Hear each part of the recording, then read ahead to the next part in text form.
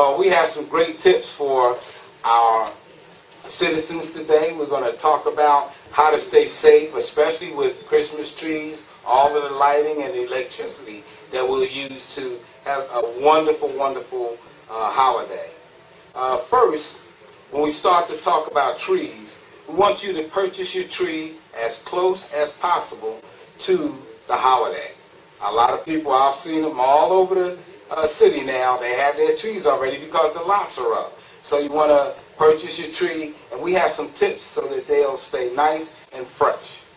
Okay, one of the things, you want to make a 1-inch fresh cut at the base of the tree, which we will demonstrate later, and set it firmly in a stand with plenty of room for water. And you see a great stand out front that many of our citizens use now. Okay, so you want to make sure that that's done. Check electrical cords and connections for wear, and never overload the circuits. You want to never overload those outlets, okay? Never leave lighted trees unattended. I know they're beautiful, but when we're out of the house, we want to make sure that they're off. When we go to bed, we want to make sure that they're off, right? Okay, keep trees away from portable heaters and other heat sources. So you want to make sure that you don't place a portable heater near a Christmas tree. Never block exits or stairs when placing the tree. Very important, okay? Because that could block your means of egress or your escape out of your home. Okay, never run electric trains under a tree. A spark could set it on fire. Now we know how well those commercials, how they look and bring all of that happiness, but it's not something that you should do, okay? Take the tree down as soon as the needles start to fall off. All right? So you want to take it down as soon as those needles start to fall off. Okay, you want to place the tree untied and free of decorations outdoors in a safe area until rubbish day and the rubbish removal day. And we're going to have, of course, our excellent Streets Commissioner to talk to you about what that's about. Ms. Clarina Tolson, she was introduced earlier. All right? Now, electrical. One of the things that we know here in the city of Philadelphia is it's electric that causes so many fires. And we want to make sure that you stay safe. So check lighting wiring and sockets for breaks and shorts. And if you have to, make sure that you replace them. Okay? Never connect more than 3 strands of lights to one extension cord. Okay, so here's a time period that we do understand that you need extension cords, but you never want to plug more than 3 strands of lights to one extension cord. Okay, use only UL or Underwriter Laboratory approved decorations and cords. Very important. You want to fasten outdoor lights securely to the house. Okay, wind blowing, snow, things like that. So it needs to be secure. And you want to make sure that the socket is always pointing down. Even though it's an outdoor extension cord or outdoor lights that you use, you still want to make sure that that socket is pointed down. And this will keep moisture from collecting in that socket. And it could cause a short and it could cause a fire. So you want to make sure that you do that. And never use indoor lights outside. You don't want to use indoor lights outside. Not good. Okay? Now, candles. Don't use candles for decorations in your home.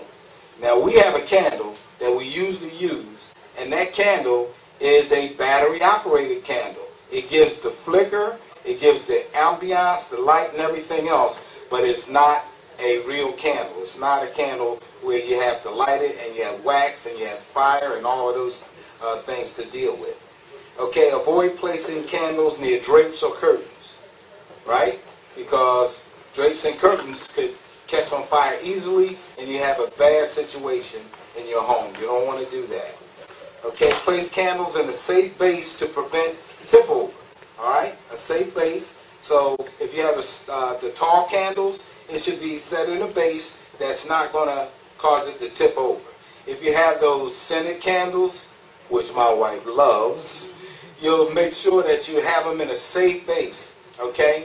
Glass, ceramic, something like that where it can burn safely, all right? And remember, if you go out of the room, blow those candles out. Okay. Keep candles out of the reach of children and where they won't be knocked down. Out of the way of children. And if you have pets, a thing that we don't talk about a lot. Pets are very curious as well. You want to make sure that they are out of the reach of your pets and out of the reach of children as well. Do not leave candles burning in unoccupied rooms. If you leave the room, snuff that candle out. They smell great. They make the house smell great. I love them as well, but they can be dangerous if you don't follow all of this good direction that we just gave you. Okay, now trimming the tree. Make sure that artificial decorations are labeled flame resistant or non-combustible. Flame resistant or non-combustible.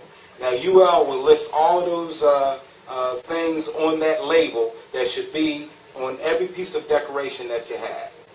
Okay, alcohol and cigarettes. Make sure that there's no overindulgence in alcohol, and especially those who smoke.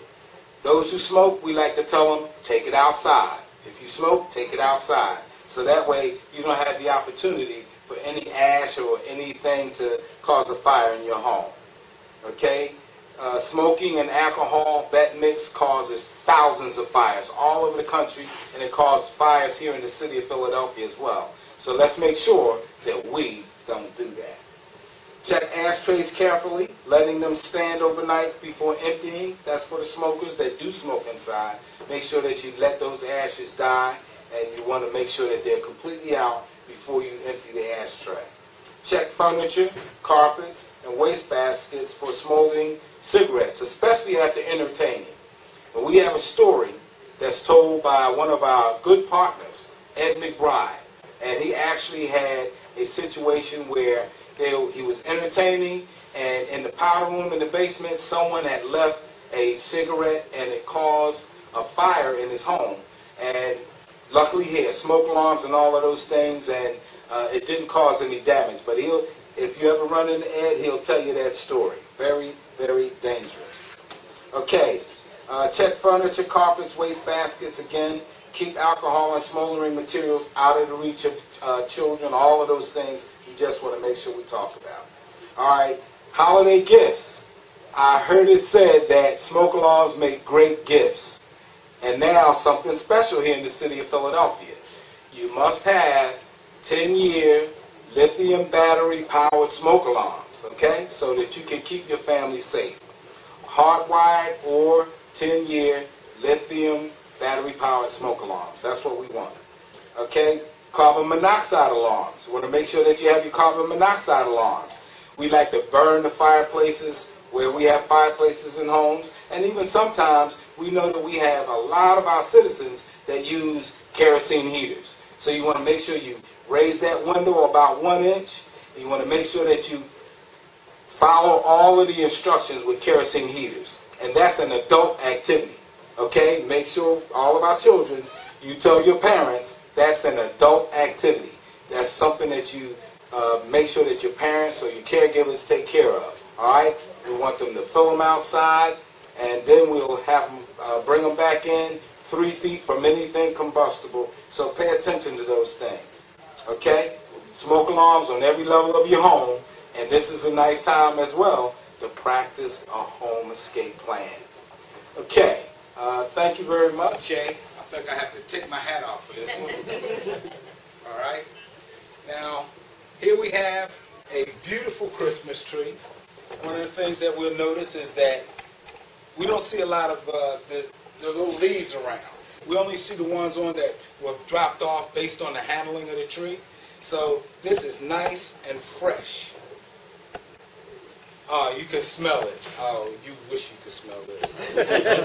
It's great. And one of the things that we want to do is make sure that we select the tree. And when you select that tree, take it, stand it up, give it a little thump on the trunk. All right? And if you see a lot of the little small leaves fall off, you'll know that that tree is not the one for you to purchase, okay? So you'll make another selection. Then one of the things you want to look at is, can you bend the little branches back? See how pliable they are? that means that this tree is fresh and it's serviceable and ready for some decorating. So that's a good thing. But before we do that, we want to make sure that that tree has the opportunity to stay alive. Okay? It is about the tree. It is about keeping it alive for this period. So make that good selection and make sure that you treat your tree right. All right? Now, one of the things that you want to test is the trunk. I mean the base of the trunk where there was a cut. If you look around and you see little sticky resin, if you see that sticky resin, that's a good thing. All right? So that means that the tree is fresh again and it's seeping this resin out. So that's what you want to do. All right? Make sure you check that. And then you want to take a 1 to 2 inch cut off the base of the tree. And you want to make sure that it's a straight cut because it's going to have to sit in this little tree stand so that it can drink up all of the great water or the great mixture that I'm going to talk about. I'm going to give you a recipe to fireproof and feed your tree in less than 1 minute. But that's coming. All right, now, we have to have a saw. Where's my saw? Right here. Did I pass the saw? Oh, okay, here it is. All right. Now, this is a saw. It's a bow saw. And it's specifically manufactured to make sure that you can cut wood, trees in particular, okay? So, you see someone started it for me already, okay? And what we're going to do is we're going to cut through straight as we can cut, right? All right, so you take your time. And remember, this also is an adult activity, right? Yes. All right. Now, it's fun to watch. Sometimes it's really fun to watch. All right, but you take your time. All right, and that's fresh, so you see it's going to fight you a little bit because it is fresh. Got a feeling this is going to wind up on my wall. All right, so you take that cut, bring it back. All right, there we are. It's important that you make that fresh cut. Because what that fresh cut does is it gives the tree, where you see the rings and everything, it gives it an opportunity to drink that water, okay? To take that water and it be fresh. If it was the sack that was on the end, it wouldn't be able to take and absorb the water, right? Science 101, right? All of these great students here. Okay, now, we're going to talk about how you fireproof that tree. All right, the formula for fireproofing your Christmas tree, right? 2 cups of Karo syrup, 2 ounces of liquid chlorine bleach, 2 pinches of Epsom salt, 1/2 teaspoon of borax, remember that? 1 teaspoon of chelated iron, 2 gallons of hot water. That tells you it's an adult activity, right? Mix all the ingredients in a 5-gallon bucket. Make that fresh 1-inch cut from the bottom of the tree. Place it in the mixture for 24 hours. Okay? It'll start to absorb all of that. Next, place the tree in the stand. Add the mixture. You top it off every day. And all of these items can be found in your local grocery stores. So you can make sure that you get all of those things. Feed that tree right, enjoy it, and have a great holiday. I just wanted to say one last thing about the tree tags. These tree tags have been able to support us in saving lives all over the city. Years and years ago, we had thousands of opportunities for fires at Christmas time. And we had a lot of Christmas tree fires. But the University of Pennsylvania partnered with us a long time ago, and we get the Christmas tree tags out to the vendors all over the city. And they make sure that they twist that on to their trees so that families around the city knows exactly what to do. And you can see 9 simple steps to make sure that your holiday season is right and joyful when you start thinking about Christmas trees. Everything from making the cut to the things that Commissioner Tolson told you about disposing the trees. So I want to say thank you to John Cook, former lieutenant with the Philadelphia Fire Department, and just taking care of us, University of Pennsylvania. So again, thank you very much. Thank you, John.